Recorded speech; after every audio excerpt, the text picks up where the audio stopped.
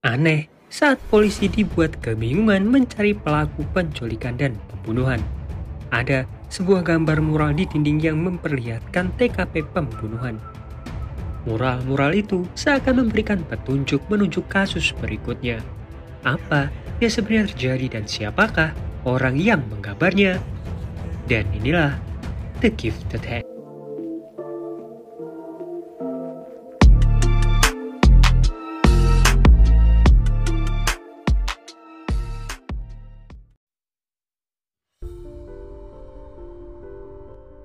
Seorang pria berhoodie hitam sedang menggambar mural di dinding. Esok harinya, seorang pria sedang menjelaskan keberhasilannya menjalankan bisnis MLM ini. Di sana terdapat seorang detektif bernama Yang Chun. Yang Chun di sini mendapatkan reward karena dia berhasil merekrut banyak sekali anggota di bulan itu. Tapi saat Yang Chun akan maju, tempat itu malah digerebek oleh polisi. Yang Chun panik, dia berusaha bersembunyi. Tapi karena sudah tidak bisa berbuat apa-apa, dia pun berpura-pura menyamar membantu penyelidikan. Tapi polisi di sana merasa aneh, karena daerah itu sangat jauh dari yuridiksinya. Yang Chun lalu dimarahi atasannya. Bisa-bisanya, seorang polisi malah ikut penipuan MLM. Yang Chun beralasan bahwa awalnya dia cuma ingin mencari pekerjaan sampingan. Dia juga tidak tahu bahwa itu adalah MLM. Atasannya semakin marah karena Yang Chun mempermalukan kepolisian. Di tempat berbeda, pria berhoodie itu melanjutkan gambarannya. Pria itu bernama Chun. Gambarannya berhenti ketika Yang Chun malah kencing di sana. Yang Chun bilang bahwa pembuat gambaran seperti ini melanggar hukum. Sambil pergi, Chun juga bilang bahwa kencing di tempat umum juga melanggar hukum. Yang Chun kesal dan memegang tangan Chun.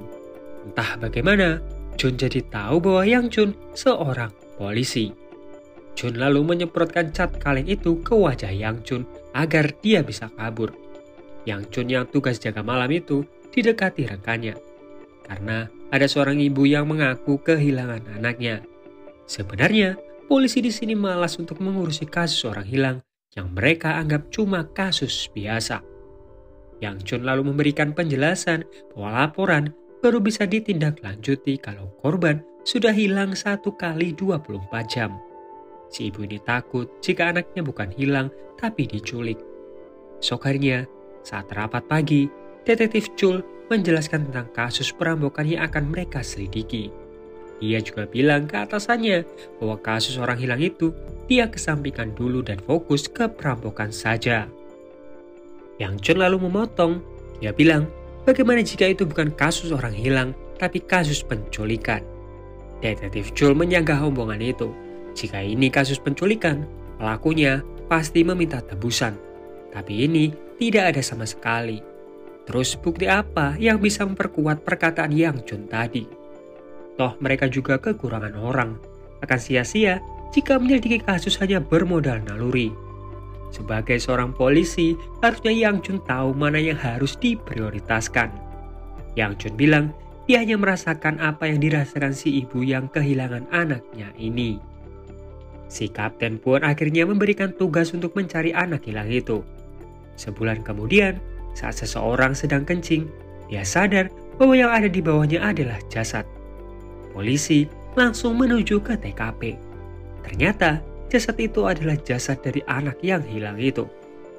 Ahli forensik menemukan keanehan, di mana jasad ini seperti dibekukan dulu sebelum dibuang bersama sampah. Tidak ada tanda-tanda kekerasan di tubuh korban. Jadi, polisi sendiri masih bingung apa motifnya pelaku. Ibu korban datang dan menangisi anaknya. Yang Chun merasa sangat bersalah.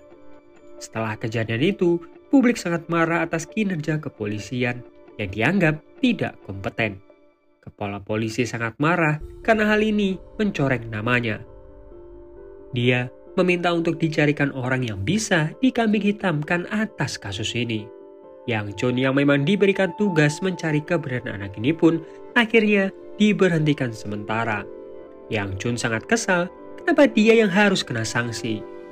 Sementara rekan-rekannya yang lain tidak percaya dengan perkataannya waktu itu, bahwa ini kasus penculikan. Dia sendirian berusaha mencari petunjuk ke sana kemari, tapi dia juga yang malah mendapatkan sanksi. Sekarang kasus ini malah diserahkan ke detektif Chul. Dia meminta ke detektif Chul agar kasus ini tetap dia yang tangani.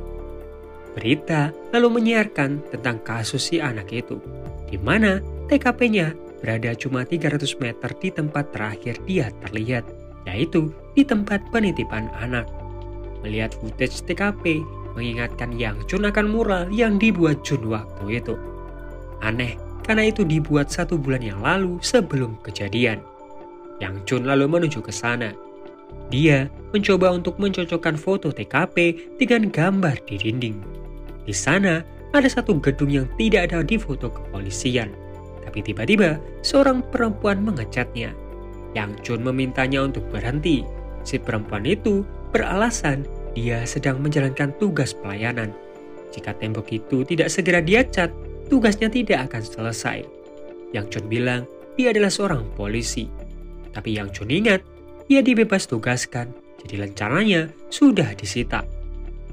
Mereka berdua akhirnya berdebat. Yang Chun segera memoto gambar itu. Yang Chun sendiri bingung, sebenarnya ini gedung apa? Seorang anak kecil lalu mendekat. Dia ngasih tahu bahwa gedung itu ada di belakang mereka. Sebagai ucapan terima kasih, Yang Chun memberikannya peluit yang bisa dia gunakan jika bertemu orang yang mencurigakan. Yang Chun lalu masuk ke sana. Di dalam terlihat seseorang memperhatikannya. Dia langsung menyerang Yang Chun. Yang Chun sempat melihat ada bekas luka di punggung pria itu. Pria itu lalu kabur dari sana. Tapi sialnya, Yang Chun malah kehilangan jejaknya. Saat kembali, polisi sudah berkumpul di sana menemukan barang-barang milik korban. Yang Chun kaget dari mana Chul tahu tempat tersebut. Yang Chun menjelaskan bahwa dia duluan yang menemukan tempat itu dan baru saja mengejar terduga pelaku. Tapi dia kehilangan jejaknya. Yang Chun sangat frustasi. Dia lalu melihat cat kaleng milik Jun. Jadi, dia memutuskan untuk mencari keberadaan Jun. Dia lalu meminta bantuan Park sahabatnya. Tapi karena Park sedang berjualan, jadi Yang Chun mencuri mobilnya. Park ini cerdas, cuma bermodal hasil forensik. Dia sudah tahu pelakunya ini macam apa. Jika dilihat dari korban yang ditemukan membeku bersama sampah dan dimasukkan ke dalam plastik, bisa dibilang pelaku ini tinggal sendiri. Yang Chun tidak salah pilih. Dia pun menjanjikan $50.000 jika Park membantunya menangkap pelaku. Park lalu menunjukkan sebuah toko cat di dekat sana. Pemilik toko itu tidak hafal siapa saja pelanggannya.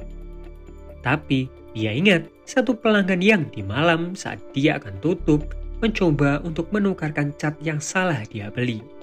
Saat pemilik toko memberikan kembalian, si pemilik toko lalu memberikan alamatnya. Mereka lalu pergi ke sana. Yang Chun yakin bahwa Jun adalah pelakunya.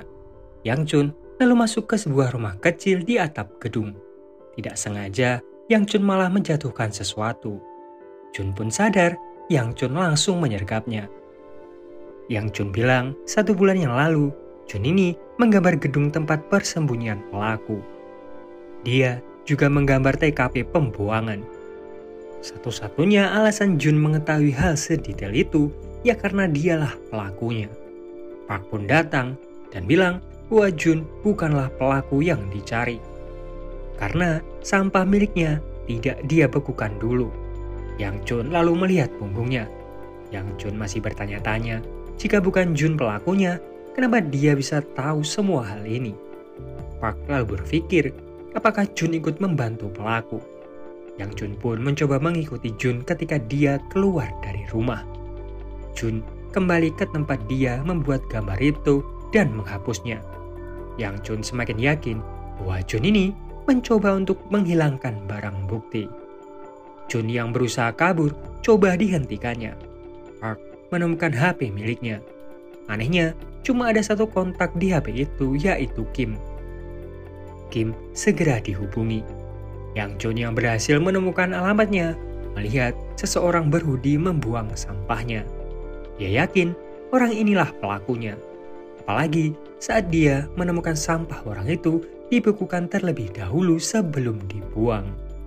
Yang Jun yang menyergapnya kaget begitu tahu Kim seorang perempuan. Nah, Kim sendiri cerita dia terakhir bertemu dengan Jun 5 tahun yang lalu saat masa SMA. Yang Jun lalu melihat lukisan yang dibuat oleh Jun. Di sini, dia mulai yakin bahwa mereka ini sangat dekat. Di luar, Jun memegang tangannya Park. Dia lalu bilang bahwa Park ini dulunya seorang penipu. Park kaget karena masa lalu itu tidak pernah dia ceritakan ke siapapun. Mendengar suara klakson, Yang Jun pun kembali. Dia kaget ketika tahu Jun sudah kabur. Saat akan mengejar Jun, Yang Jun mendapatkan kabar ada korban yang selamat dari penculikan. Ketika sampai di kantor polisi, anak itu menjelaskan bahwa pelaku ini bersama seekor anjing yang membeku. Di tempat berbeda, anak kecil yang kemarin didekati seorang. Pria itu meminta si anak untuk mendekat. Berusaha dibius, si anak mencoba untuk kabur. Untungnya, ia berhasil kembali ke rumah. Mencoba untuk melapor ke ayahnya yang mabuk, si anak malah dikatai berbohong. Jadi, si anak diminta untuk tidur di luar. Kesempatan ini digunakan pelaku untuk melakukan aksinya. Si anak terus meniup peluitnya, tapi tidak ada satupun orang yang membantunya. Esok harinya, polisi datang ke sana. Tetangganya bilang, semalam dia mendengar si ayah ini marah karena anaknya tidak pulang membawa soju. Yang Jun kaget begitu melihat peluit yang pernah dia berikan ke seorang anak. Nah, si ayah ini malah bilang bahwa dia ini miskin. Gak mungkin anaknya ini untuk diculik. Mungkin dia cuma kabur dari rumah. Jadi, dia meminta polisi untuk kembali saja. Sementara, Jun diusir dari rumahnya. Yang Jun lalu datang. Dia yang sangat marah meminta Jun untuk memberitahunya tempat pelaku. Jun cerita bahwa gambar itu cuma imajinasinya saja. Yang Jun tidak mempercayainya. Dia terus menampari Jun. Jun menepis tamparan itu. Dia lalu melihat masa lalu Yang Jun, di mana adiknya yang masih kecil pernah jadi korban penculikan. Itulah alasan Yang Jun bersikeras menyelidiki kasus ini. Yang Jun sangat kaget karena dia tidak pernah menceritakan hal itu ke siapapun. Dia lalu pergi sambil terus terbayang kejadian kelam masa lalu yang coba dia lupakan. Rasa bersalah Yang Jun ini karena dulu dia melarang adiknya untuk ikut bermain bersamanya. Hingga pada akhirnya adiknya pun tewas di tangan penculik. Sementara itu, anak yang kemarin ditahan. Seorang pria memegang suntikan mendekatinya. Esok harinya, Yang Jun menemui Kim yang saat itu sedang mengajar murid-muridnya melukis. Yang Jun mencoba memastikannya ke Kim, apakah gambar milik Jun ini hasil imajinasi. Kim yang melihatnya berpikir iya, karena jika dilihat dari sudut pandangnya, seakan ini dilihat dari langit. Atau bisa dibilang, ini sudut pandang seekor burung. Yang Jun lalu cerita bahwa gambar ini dibuat oleh Jun 1 bulan sebelum kejadian. Aneh jika ini hanya imajinasinya saja. Apalagi kemarin Jun juga tahu bahwa Yang Jun pernah kehilangan adiknya dengan kasus yang sama.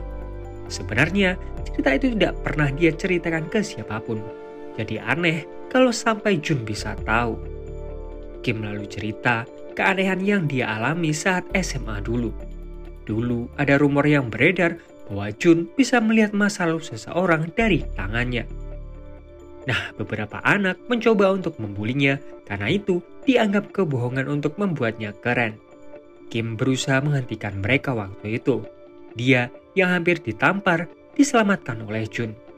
Anehnya, begitu tangan Jun memegang tangan murid itu, dia jadi tahu bahwa masa lalunya seorang pecundang. Percaya nggak percaya, tapi itu yang Kim lihat. Yang Jun lalu mencoba untuk mencari hal itu di internet. Ternyata, memang ada hal serupa yang terjadi di tahun 1964, di mana ada orang yang bisa melihat masa lalu setelah menyentuh objeknya, entah itu manusia ataupun barang. Kim menjelaskan lagi, semenjak kejadian kecelakaan ibunya itu, Jun tiba-tiba menghilang. Diketahui bahwa Jun ini melihat ibunya yang bekerja sebagai wanita hiburan. Si ibu menyangkal tuduhan itu. Untuk membuktikannya, Jun meminta si ibu untuk memegang tangannya. Cuma si ibu menolak dan malah tertabrak truk. Sejak saat itu, Jun menganggap kemampuannya ini membawa kesialan. Malamnya, Yang Chun menemui Jun dan membawakannya makanan. Dia menunggu Jun di luar sampai ketiduran. Yang Chun lalu masuk. Dia paham Jun mengurung diri karena merasa bersalah dengan ibunya. Cuma jika terus hidup di masa lalu, selamanya hidupnya akan terus begini. Tiba-tiba, beberapa orang datang mencoba untuk menghancurkan rumahnya Jun. Yang Chun menghajar mereka dan meminta mereka untuk tidak kembali lagi ke sana. Yang Chun yang kehabisan tenaga lalu pingsan. Jun mencoba untuk memegang tangan Yang Chun kembali untuk mencari tahu apa yang coba diselidikinya. Dia lalu bersedia untuk membantu. Bermodal pakaian korban, Jun mencoba melihat kenangan yang ada di dalamnya. Cuma jika benda kenangannya tidak akan lengkap. Dan jika dia menggunakan kekuatannya secara berlebihan, dia akan kejang-kejang. Sebelum itu, Jun bertanya bagaimana Jun tahu TKP kejadian. Jun lalu memanggil merpati miliknya. Dari sanalah dia tahu tempat kejadiannya. Jun mencoba untuk melihat kenangan korban. Dia lalu kejang-kejang. Esoknya, Yang Chun menemui atasannya. Dia meminta kepolisian berhenti mengikuti caranya detektif Chul. Karena dia sudah menemukan petunjuk penting. Jadi, dia mendapatkan hasil ini dari laboratorium. Ada zat polikarbonat di pakaian korban, di mana zat itu terdapat di bola mainan. Intinya, dua hal yang mereka temukan, yaitu kulkas yang cukup besar untuk dimasukkan jasad korban dan tempat mandi bola. Atasannya lalu menyebar seluruh anggotanya untuk mencari tempat penitipan anak. Tapi, rata-rata mereka tidak memiliki kulkas dengan kapasitas besar. Yang Chun sedikit putus asa. Lalu, Park ngasih tahu dia menemukan tempat makan yang menyediakan kolam bola untuk anak-anak. Si pemilik tempat makan itu datang dan langsung digiring ke kantor polisi karena terlihat mencurigakan. Dia mencoba untuk merusak ponsel miliknya. Ternyata Yang Chun salah tangkap. Di ponsel pemilik tempat makan itu cuma terdapat foto-foto tidak senonoh. Detektif Chul melapor bahwa ibu si korban kemarin diberitakan bundir karena depresi kehilangan anaknya. Masyarakat semakin geram karena sampai sekarang polisi belum mengantongi identitas pelaku. Si pelaku sendiri adalah seorang dokter hewan. Dia tersenyum bahagia karena kebusukannya belum terungkap. Kembali ke kantor polisi, atasannya menanyakan apa sebenarnya yang coba untuk disembunyikan oleh Yang Chun. Si atasan kemarin pergi ke laboratorium.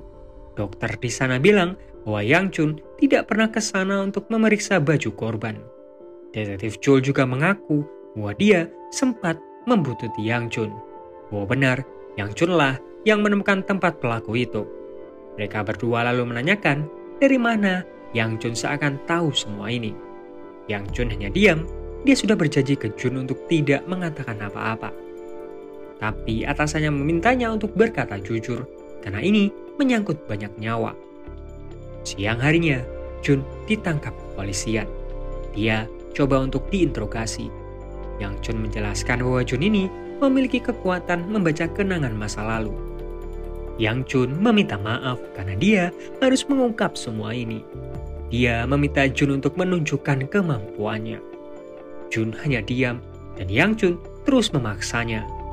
Jun yang terlihat kesal memegang salah satu benda sampai dia terkulai lemas dan memuntahkan darah.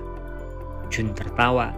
Dia mengaku bahwa selama ini Yang Chun cuma dia bodohi. Sebenarnya dialah pelaku yang mereka cari. Jun akhirnya ditangkap. Publik sangat marah mengetahui kepolisian akhirnya menemukan pelaku. Detektif Chun yang membawa Jun ke penjara sangat senang karena akhirnya dia akan dipromosikan. Tiba-tiba sebuah mobil menabrak mereka. Yang Chun turun mencoba untuk menyelamatkan Jun. Jun malah menodongkan senjatanya. Dia sangat mempercayai Yang Chun. Tapi kepercayaan itu malah dirusaknya. Jun yang sangat kesal berusaha menembak tangannya. Tapi untungnya Yang Chun segera menghentikannya. Yang Chun meminta Jun untuk sadar. Dengan kelebihannya itu, dia bisa menyelamatkan nyawa banyak orang. Beberapa polisi datang ke sana. Jadi Yang Chun memutuskan untuk kabur bersama dengan Jun. Park lalu menghubunginya. Dia menemukan tempat penjualan kulkas bekas. Siapa tahu di antara kulkas-kulkas ini ada salah satu milik pelaku. Masalahnya, ada banyak sekali kulkas-kulkas besar di sana. Jun tahu bahwa sekarang giliran dia. Yang Chun mencoba menghentikannya. Tapi Jun bilang, cuma ini satu-satunya cara. Satu persatu kulkas-kulkas itu dia sentuh. Semua kenangan di kulkas itu mulai memenuhi isi kepalanya. Sampai akhirnya dia menemukan kulkas yang mereka cari. Sementara si dokter melihat bekas luka si anak yang belum juga sembuh. Entah mengapa dia lebih suka membunuh korbannya tanpa ada luka sedikit pun. Ketika ada kesempatan, si anak ini mencoba untuk kabur. Di tempat berbeda, Yang Chun sendiri akhirnya mendapatkan alamat si dokter. Mereka bergegas ke sana. Masalahnya, mereka tidak tahu nomor apartemen pelaku. Dan apartemen itu ada 20 lantai. Jadi, Yang Chun meminta Park untuk menyebar agar pencarian lebih cepat. Sementara, Jun sendiri diminta untuk tetap di mobil. Mereka berdua mengetuk setiap apartemen di sana. Sementara, si dokter berhasil menangkap anak itu kembali. Di luar, Jun yang menunggu lama akhirnya mencoba untuk masuk. Saat di lift, si dokter itu ikut masuk sambil tertawa kegirangan. Si dokter memencet lantai 20. Mendengar suara tertawa si dokter, membuat Jun ingat bahwa pelakunya punya ketawa yang sama. Saat dia berpikir itu, si dokter mengagetkannya. Karena dari tadi, Jun tidak memencet lantai berapa yang dia tuju. Jun beralasan dia juga mau ke lantai 20 untuk bertemu temannya. Dia lalu menghubungi Yang Chun. Yang Chun yang lewat tangga darurat berhasil datang duluan. Dia mencoba untuk membobol masuk. Saat lift terbuka, si dokter menutupnya kembali. Sambil tertawa, si dokter bilang di lantai 20 cuma ada apartemennya. Jadi, jika Jun ingin menemui temannya, itu pasti dirinya. Sementara, Yang Chun berhasil menemukan ruangan rahasia. Dia juga menemukan kandang berisi bola warna-warni. Tiba-tiba, Jun menelponnya. Tapi ketika diangkat, ternyata itu si dokter. Si dokter langsung menusuk Yang Chun. Jun sendiri tergeletak tak berdaya di lift. Yang Chun berusaha melawan, tapi si dokter dengan santai memasukkan tangannya ke luka tusukan itu. Dia seakan menikmati saat Yang Chun kesakitan. Yang Chun bertanya alasan si dokter melakukan semua ini. Dokter menjawab bahwa dia suka melihat anak-anak kecil yang lucu. Harusnya si anak-anak ini tidak tumbuh besar agar tetap lucu. Hanya karena alasan itulah dia ini membunuh mereka. Tiba-tiba telepon berdering. Seseorang mendengar suara keributan yang mereka buat tadi. Jun pun datang. Dia mencoba menahan si dokter sebisa mungkin sambil mencoba melihat kenangan masa lalunya. Dia lalu melemparnya keluar jendela. Si dokter berpegangan ke tangannya Jun, membuat Jun terus melihat kenangan si dokter. Dia sangat kesakitan, tapi Jun ingin memastikan sesuatu. Berkali-kali Yang Chun memintanya untuk melepaskan genggaman si dokter. Jun akhirnya tahu bahwa si anak ini masih hidup. Si dokter menyembunyikannya di klinik miliknya.